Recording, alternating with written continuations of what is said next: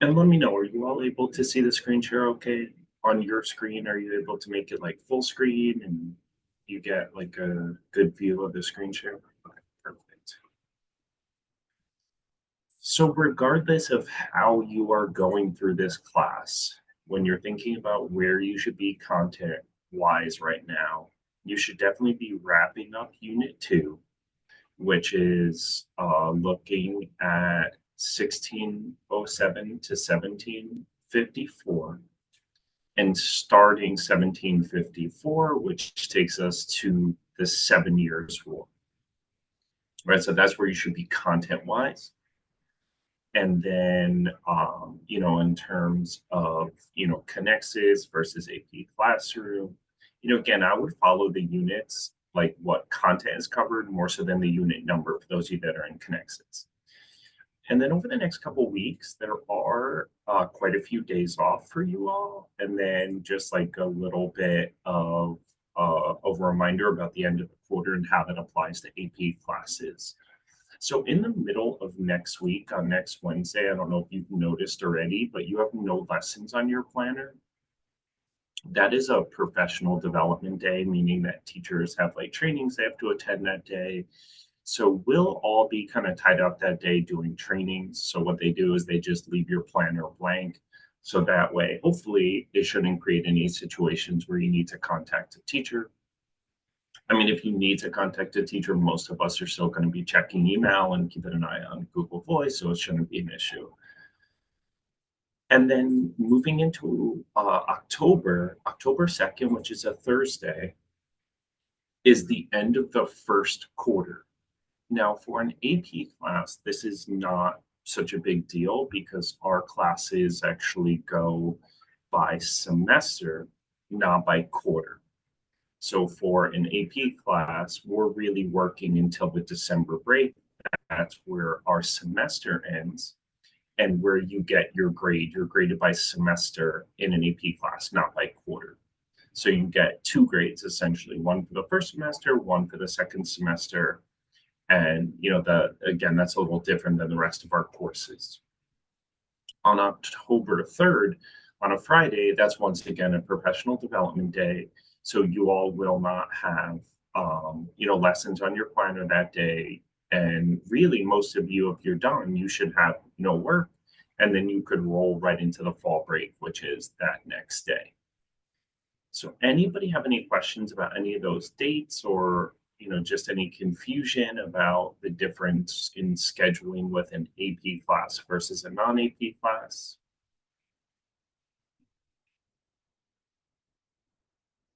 Let me know in the chat if you have any questions.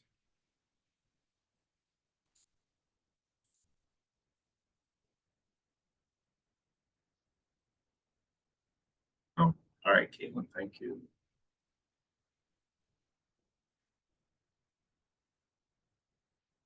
What about everybody else? Any questions?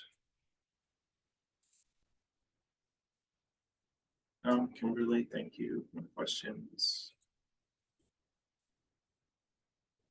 And how about you, Laurel? Any questions? Got to make sure you're all still awake.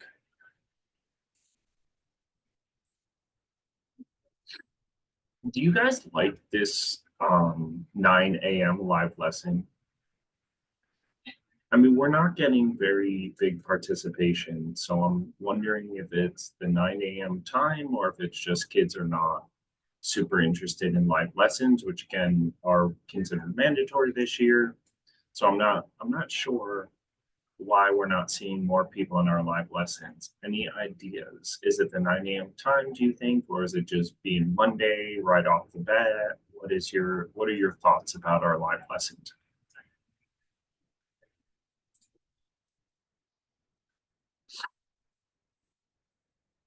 Pardon me, my allergies are terrible today, so my nose is running like crazy. So pardon me if I'm either sniffing or I turn off the camera for a second where I'm probably wiping my nose.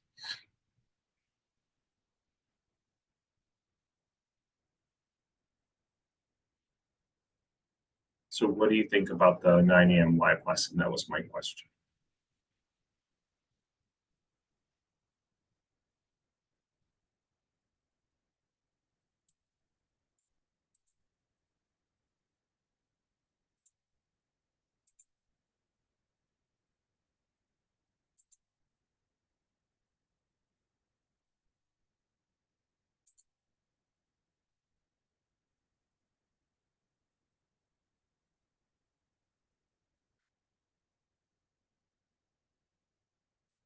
Probably just the early Monday morning. Yeah, that makes sense.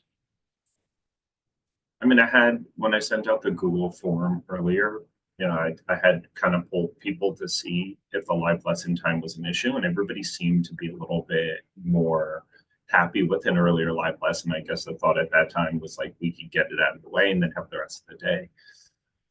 But we have 24 students, and I think 4 people has been our biggest live lesson. So it's not a great percentage, but that's okay. I'll send out another email and see if I could encourage students to attend. All right, so for those of you that are here, we're going to do a pretty quick review of Unit 2, just touch on some of the important ideas from Unit 2, and then start talking about Unit 3 and specifically the 7 Years' War. That's really going to be our first like huge event. Everything else we've been studying has been, for the most part, bigger picture ideas, more general concepts, a few events in there. But the 7 Years' War is like the biggie event wise. It's the first thing that we have to say, okay, we have to make sure that we know everything about this event. All right, so thinking about the approach to colonization and how it differed by the European powers. And this is where we want to look at, we're going to bolt together Spain and Portugal. We're going to bolt together the English, and then we'll kind of put the Dutch and the French together. We'll leave the English on their own. So what would you say is different about how these European powers approached colonization?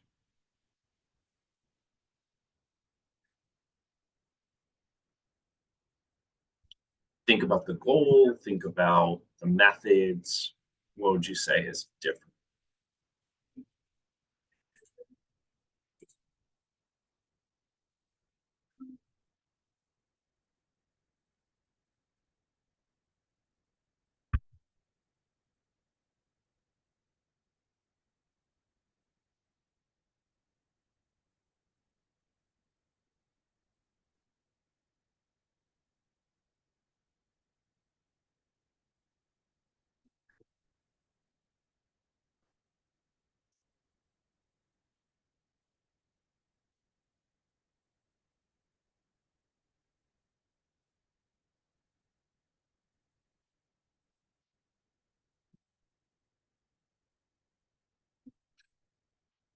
Any ideas that you're willing to put in the chat about how the approach to colonization was different for the European powers?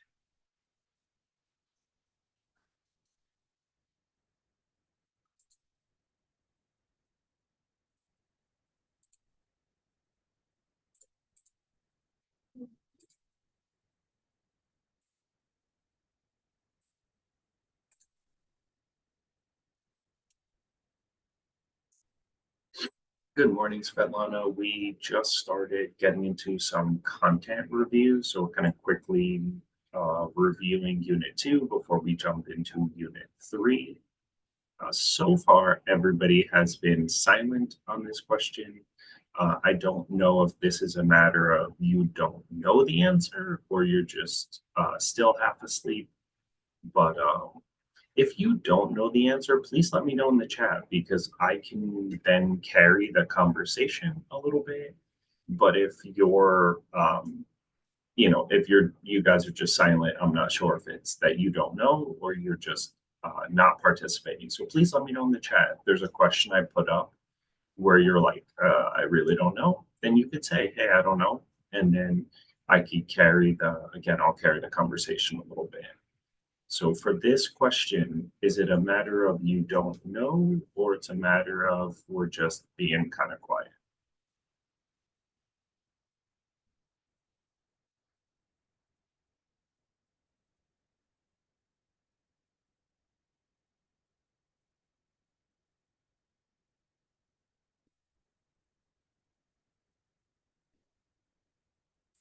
Okay. So for the approach to colonization for Spain and Portugal, their goal was really kind of threefold: spread religion, right? So they were Catholic. They wanted to extract resources and expand the economic power of the monarch.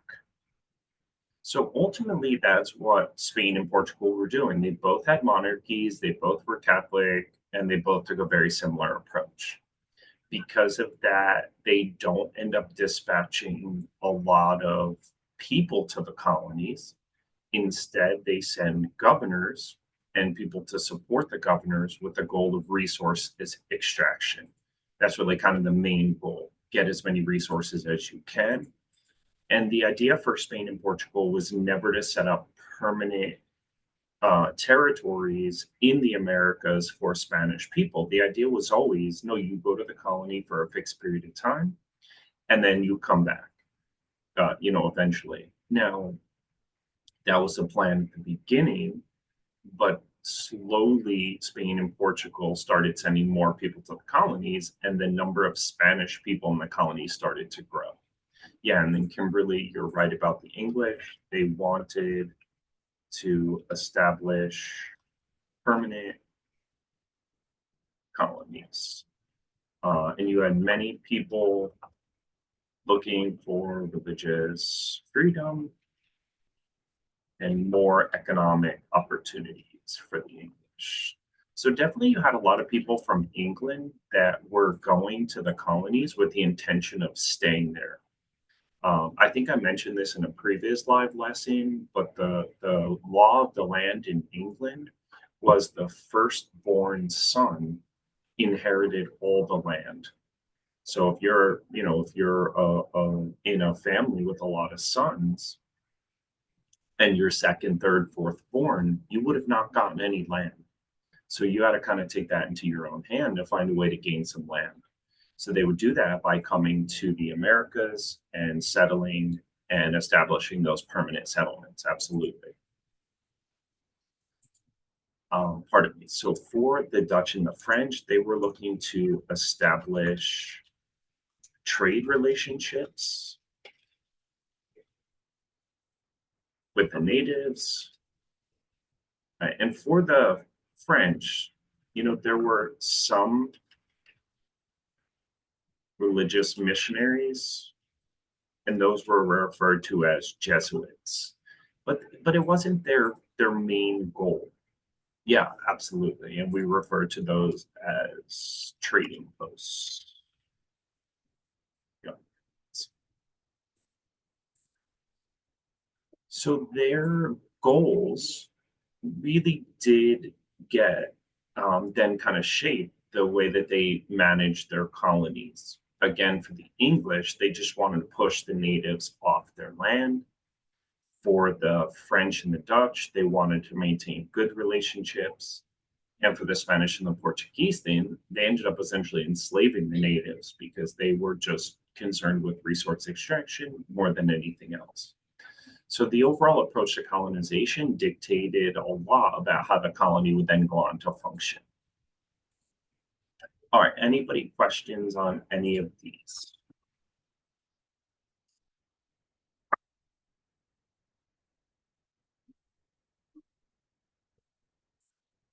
Sorry, and if you did not hear me before, my allergies are horrible, so my nose is running like crazy. So if I'm like turning off my camera, it's probably to wipe my nose. So my apologies. In this case, I turned off my camera to go get a fresh cup of coffee. So my apologies. So how they colonized affected how they treated the natives. Yeah, and there was an overall attitude in Europe that anybody outside of Europe that wasn't white, that wasn't Christian, wasn't as good, or wasn't even viewed completely as like human. Some people believe that if you weren't Christian, you had no soul, and therefore you were just like any other, piece of property. So the attitude that Europeans in general had towards non-Europeans was already very negative. And then their goal of colonization played a large role in how they treated natives. Now, natives across the board were treated really poorly by everybody in the long run. even, you know, somewhat worse in the Spanish colonies where they were enslaved. Now, in the English colonies, they simply pushed them off the land and they were like, we just want to be rid of you. Whereas in the French and the Dutch colonies, they were trying to maintain those positive trade relationships. And when we talk about the 7 Years' War later, a big part of that war was France was working with Native Americans to maintain good relationships, whereas the English were, very combative with the natives. So that's something we'll cover again down the road. But I would say the racial attitude in Europe had a huge part of this, and that will continue. Europeans had this idea that white Christian Europeans were, you know, better than everybody else, and that's going to impact their entire, kind of social policy during imperialism. When they conquer people outside of Europe, they treat them as if they're like second-class citizens.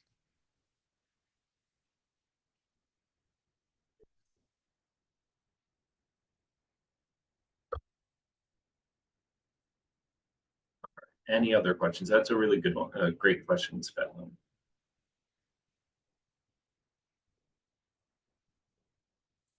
Okay, assuming there are no questions, I will jump to the next topic, which is how did the British colonies differ? Right, so we at first talk about all the European colonies, right? 5 European powers all start to colonize, the Americas, but now the class really starts to narrow in on the British colonies. So how did the British colonies differ? And again, if you don't know, it's okay to drop a I don't know in the chat. It saves me from the awkward pausing and waiting when no one intends to talk anyway. Or you can be brave and take an educated guess in the chat.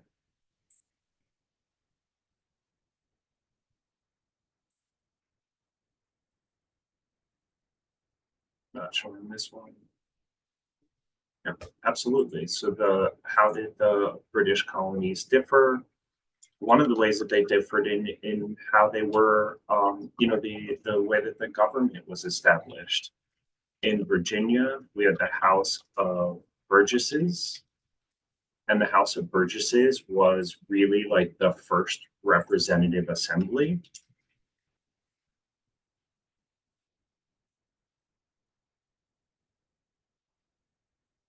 But then you had some of the colonies that were established more as one person rule, like with Pennsylvania, that was called a proprietary colony that was given to one person by the English monarch. So some colonies had, their own way of governing, their own set of rules. We also saw religious policies were very different.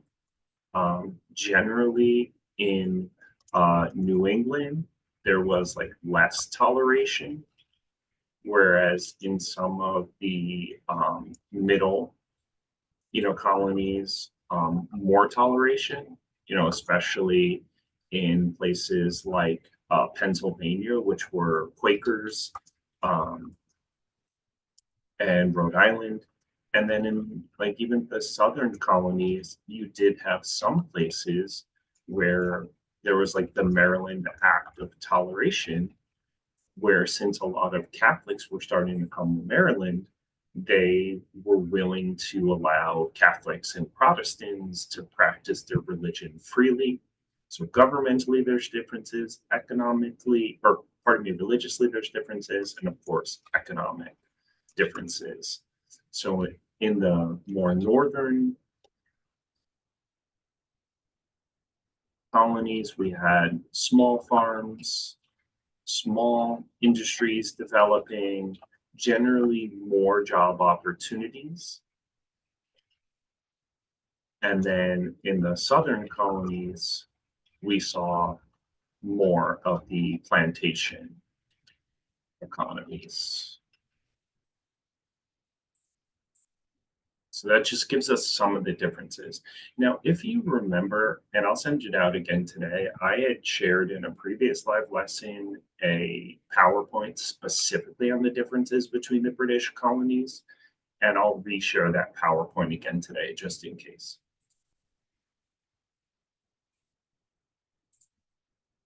All right, any thoughts about these differences? The southern colonies have more cash crops. Yep. So those plantation economies were focused on cash crops. And then, so to your question, Svetlana, with was there anything culturally different? I mean, that's an interesting question because if we consider religion to be cultural, then there was definitely differences, in how the people approached life. Um, but I would say for the most part, everybody was Christian. For the most part, everybody had the same general idea about the role of women and gender roles overall, which at this time was not great.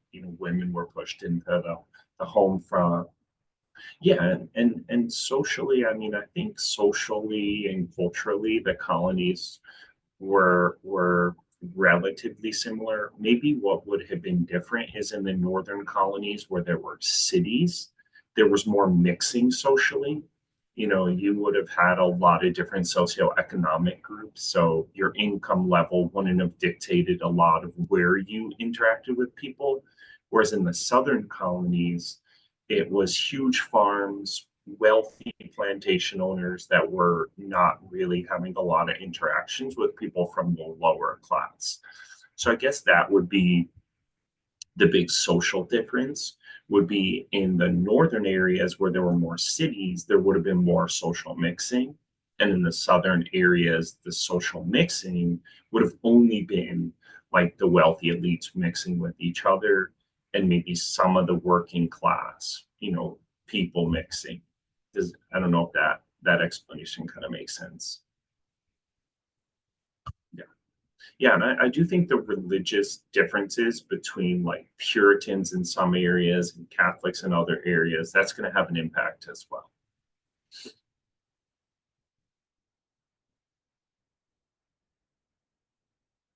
What about any other questions on this one?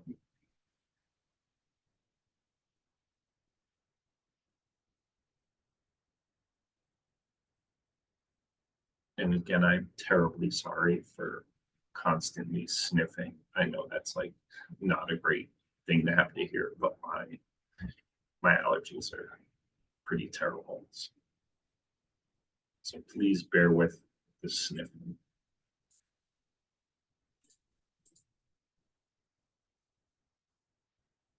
So a couple specific terms that are really important from the early part of this class. Salutary neglect. Put a yes or no in the chat if you know what this means. You don't have to put the answer. Just put a yes or no if you feel like you know what this term means. Yes, if you do, obviously no if you don't. Svetlana, yes. Caitlin, yes. At least two yeses. Okay, awesome.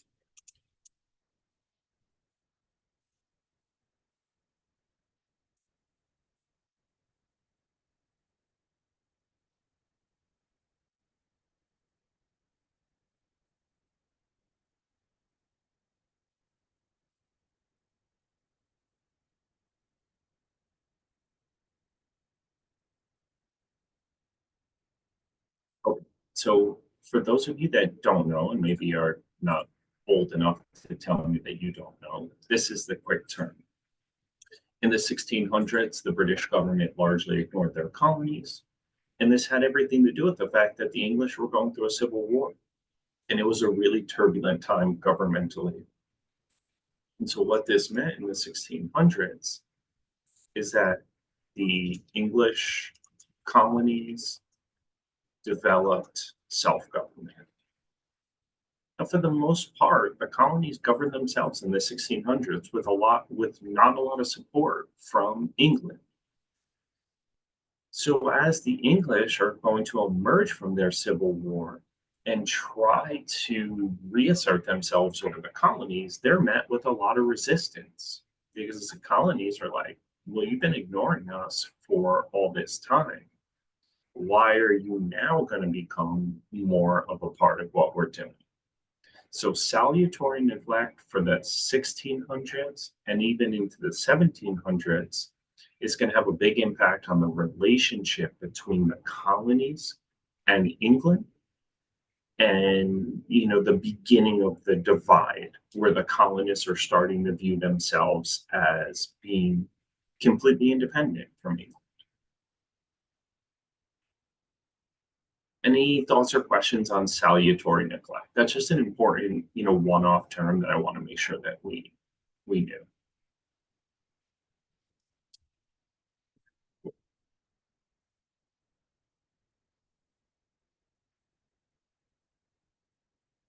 Anybody else a coffee drinker out there? Any of you guys drink coffee?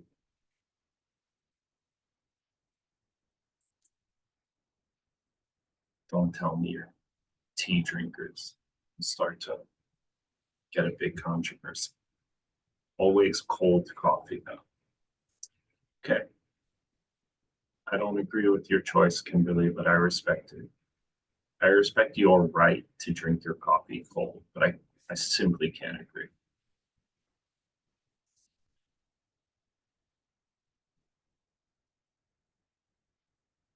I think maybe like 5 times a year I drink cold coffee. Svetlana, not cold, iced. Wow, really cold. You drink yours frigid. Okay. Again, I don't agree with how you're choosing to ingest your coffee, but I respect your right to choose. Okay. That's like saying you're a cat person. Cat people and tea drinkers are on the same level in my world. I'm just kidding. No shade. If you like cats and tea, more power to you. Drink a black. Okay, Svetlana, your cat's right beside me. All right, don't tell him I said that, Kimberly. I don't want him to get upset. I too drink my coffee black, Svetlana. But for me, always hot, even if it's like 100. I like it hot.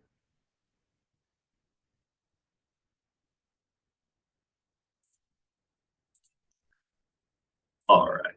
Sorry for the distraction of cats and coffee and dogs and tea, but sometimes you need a little mental break to reinvigorate your mind. All right, so I have a new question up. How did mercantilist policies affect or impact the British colonies? What do you know about mercantilism? How would you all feel about answering this one right now? Is this one that you feel okay about? Not so good? Kimberly, maybe your cat can help, or cats. You would give yourself an 8 out of 10, Svetlana, in terms, or 6 out of 10 in terms of how you feel about answering it. It's not bad. It's more than half.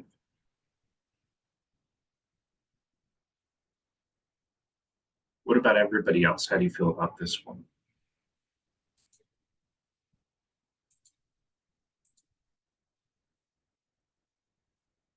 5 out of 10. We're getting worse. So let's think first about what is mercantilism. So this is the economic idea that wealth was limited. So people believed essentially that gold and silver were the only forms of wealth. And since gold and silver are limited, wealth is also limited. Now, this is a very flawed economic idea. This is later going to be proved false. If you make stuff that people want to buy, you're generating wealth. So we're like, okay, this is not actually a correct economic principle, but for now, that's what people believe. So because of this led to competition between European powers, especially for colonies and trade. And what you had is countries wanted to increase exports and decrease imports. And the thought being that if you're selling more than you're buying, then you're getting wealth from other countries. You know, if you're buying stuff from me, you're giving me your money. So instead of saying, hey, trade is beneficial for both of us, if you have something we need and we have something you need, we can trade it and it's going to benefit both our economies. It was viewed the other way, which was like, we need to get everything, we need to keep everything else from you. So this is going to be a huge driving force behind conflict between countries. So this led to wars between European powers. You know, and we'll talk a little bit later today about the 7 Years' War, and that's going to be the really big one. But you'll notice that this question asks about how it impacted the British colonies. So ultimately, the British colonies were under the control of the British government, of course. And so the British government passed something called the Navigation Acts, and this is in the 1680s. And this required the colonies to trade with England and only use English ships to move goods. So this really limited. Weren't there taxes in place too? Yeah, absolutely. So they were starting to tax goods that were coming out of the colonies. That's definitely a mercantilist policy. So goods from the colonies were taxed.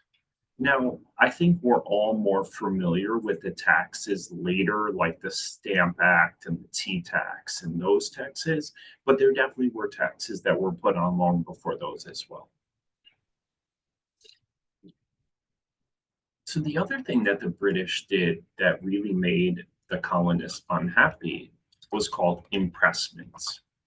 And impressments, sorry, not impression, impressment. And this is where the English would take colonists and require them to serve in the English Navy.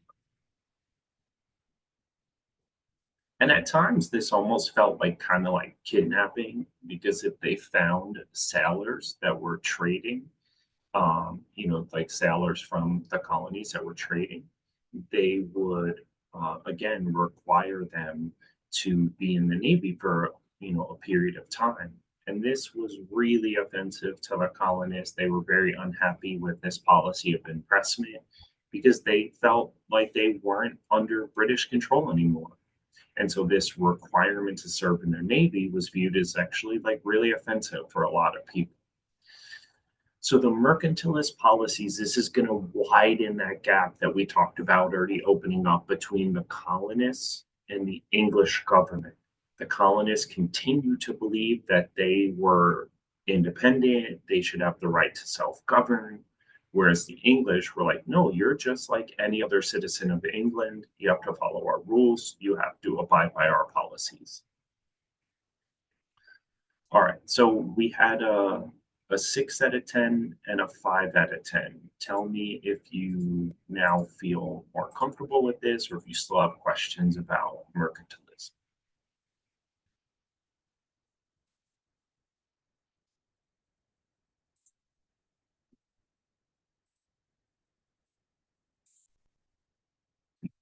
I got you up to a 7.5 out of 10. That's an improvement. It's like 20%, a little over 20% improvement. It's not bad. Where are you still confused, Svetlana? Why are we not at 10 out of 10? What do you still find kind of confusing about this one?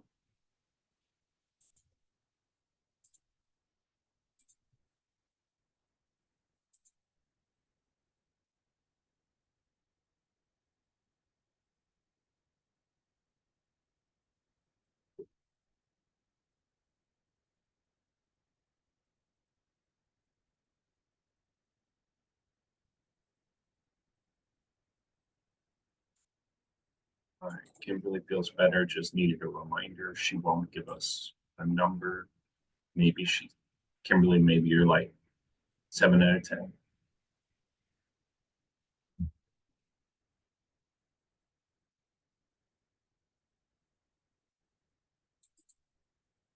8 out of 10. Well, I think you're just trying to make me feel better, but I'll take it.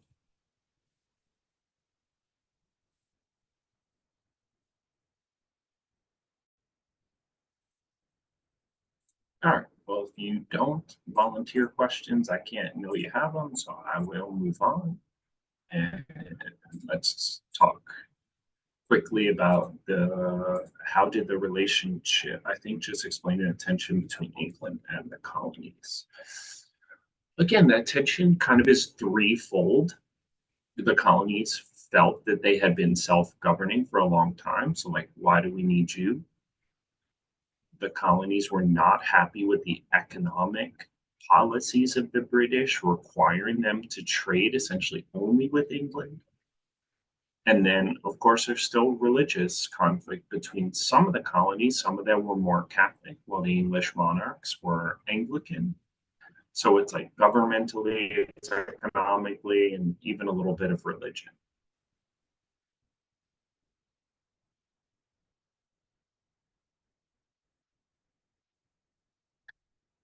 So how did the relationship between the British, or how did the relationship change between the British and the Native Americans? Um, what do you think for this one? You know about this one.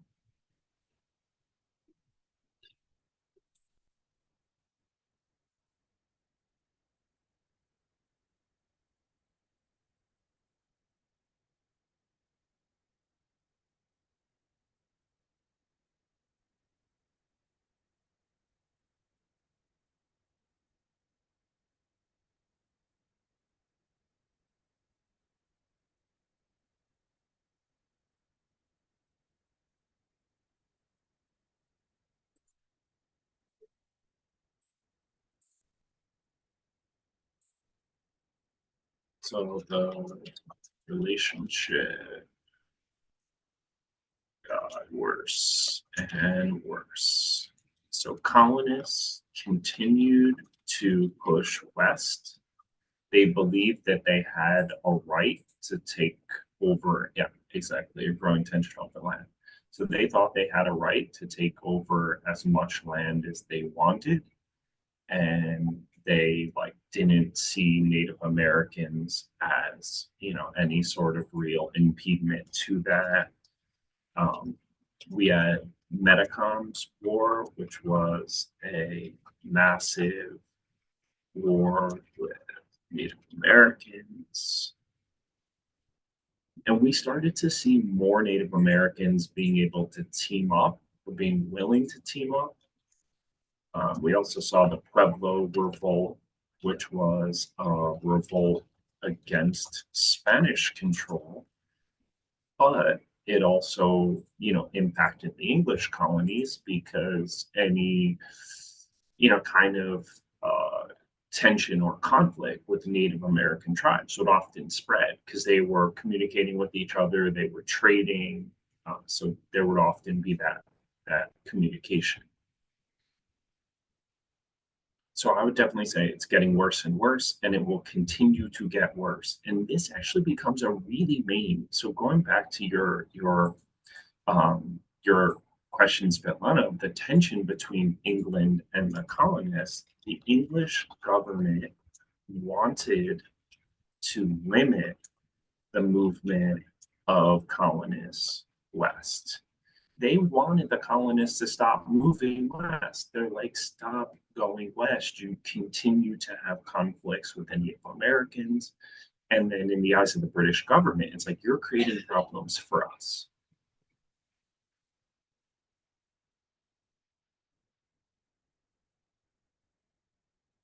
Any other questions about this one?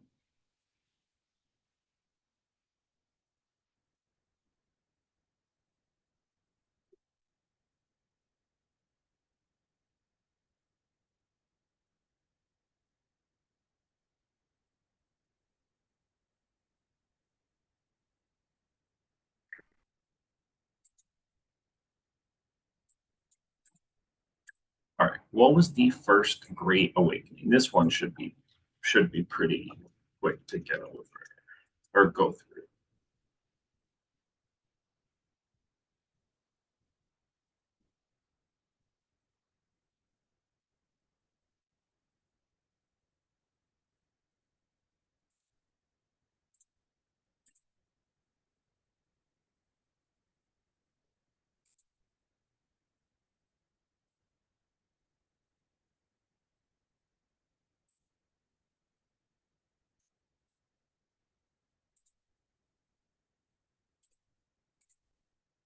What do you know about the first great awakening? Yeah, religious movement. Yeah.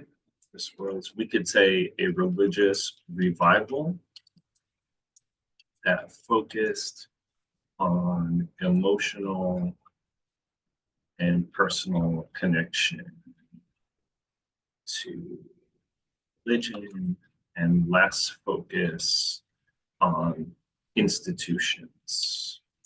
And what that means is, there were people that were like, you as an individual need to connect with God. And we've become over reliant on the institutions, we've become over reliant on the churches. And so this religious revival was really trying to get people to connect more to their religion. And again, do it on an individual level. I don't know if you remember the Protestant Reformation from world history, but one of the things that people really disliked about the Catholic Church is that it was a hierarchy. There was a pope up here, and cardinals, and bishops, and priests, and then below all that was just regular people. But like the people at the top of that hierarchy were the ones that were really interacting with the Bible and the religion, and they were just kind of telling people how to practice their religion and what to do. But individuals were not doing a lot of that on their own. So this Great Awakening, it's really focused on an individual relationship with God. And also getting back to some of the principles of Christianity, like this promoting egalitarianism, meaning like equality. They wanted people to be viewed as equal. I mean, ultimately, if you look at the way that Jesus had treated people and what Jesus was, promoting the Bible, it's like we're equal. We should be helping each other out. So this Great Awakening, the first one, is more about trying to get individuals to be more connected to God and trying to get them to rely less on just church. Because what would happen is people would go to church on Sundays. Sunday was their only day off, so a lot of them would just like fall asleep. They weren't really very connected to the service, and so it didn't lead to a real connection to religion. So for the first Great Awakening, they're like, we need to get people to reconnect.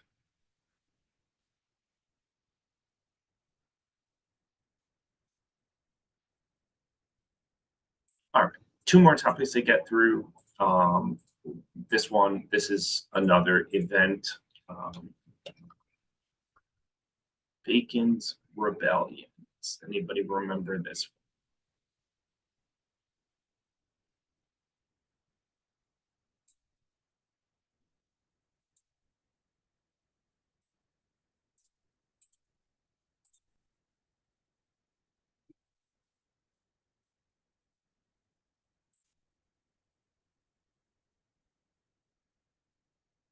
So this was led by Nathaniel Bacon. This had nothing to do with pork. This was an individual who led a rebellion. Anyone know where this took place? Where was Bacon's rebellion?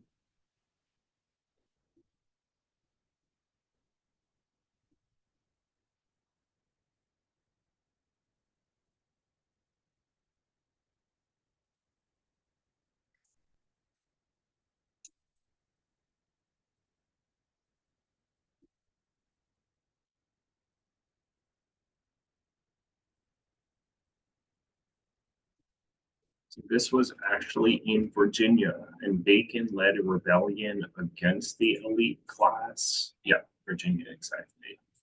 And, um, this had to do with, a number of economic factors, but really, this was showing the discontent from, common people and how they weren't happy with how, especially in Virginia, the wealth was really in the hands of a very small number of people. And so this is early on, this is in the 1600s, but again, it shows the discontent. So Bacon wanted people to have the ability to expand west. They were being limited by the government to do that, the government of Virginia.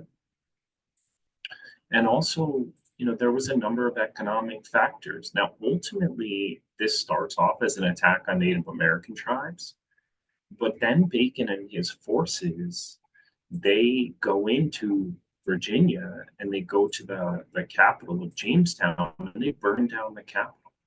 So this is a huge moment in the colony. This is rebelling against a colonial government. This is not a rebellion against England. This is a rebellion against the government of Virginia. And again, it's showing the discontent that the working class people of Virginia had for the elite class. Right. So this is a big, big event in the history of the colonies because it's showing that the economic divide in some colonies was massive.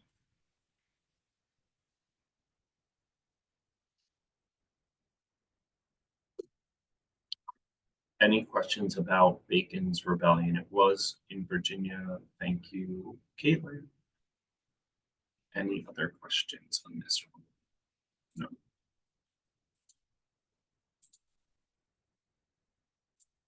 Okay. So the last topic here is what were the causes of the 7 Years' War in the United States? We refer to this as the French and Indian War. So this was France had allied with Native Americans, and this was, versus, England and their colonies.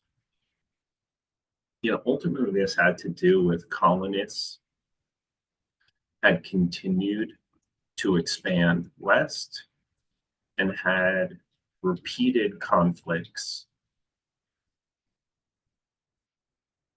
if I could spell conflicts, right, with Native Americans.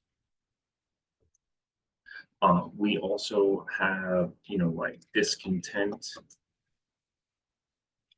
over the economic relationship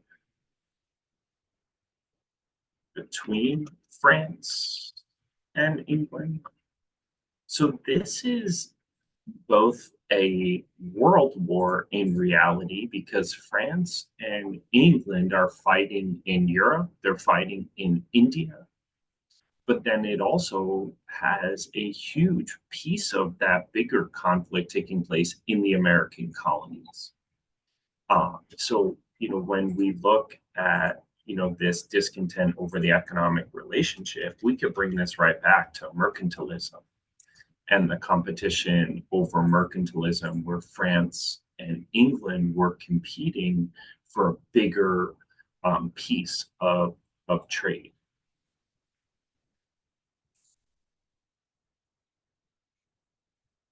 But I would say the expansion by the colonists and their continued conflict with natives, and then just that like growing disagreement between England and France from a more global perspective, that's what's ultimately going to lead them to a war.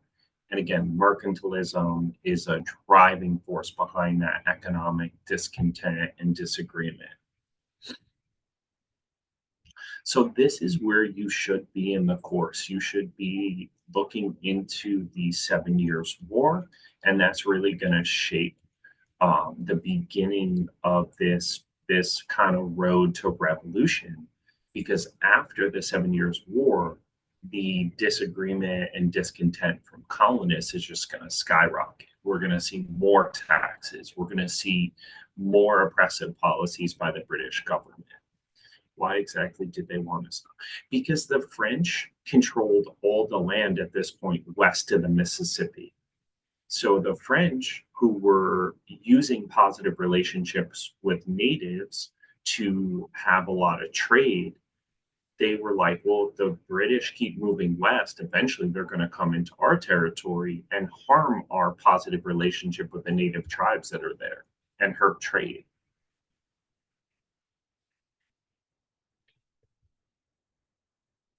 Oh, it's all right, Titus. That happens. No problem. We're just winding down in actuality, so we're just kind of finishing up. Um, we went through a lot of concepts from Unit 2 and just started going through the causes of the 7 Years' War, which again is right where you should be content wise in the class. Um, in our next live lesson, we'll spend more time talking about the 7 Years' War and going through the road from the 7 Years' War to the American Revolution and how that kind of 13-year period of time escalates from what seemed like minor disagreements to an all out war. So that is the extent of what I had for today. I'm happy to hang around to answer any other questions that anyone had, whether it's content or anything else. So please hang around if you have questions. If not, I'll see those of you that attend the optional lessons on Friday. I'll see you all on Friday. And then if not, I'll see the rest of you next Monday.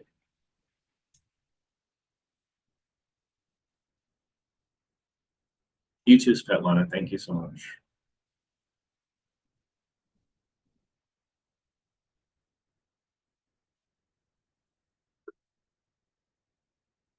Oh, you're welcome, Kimberly. Have a great day.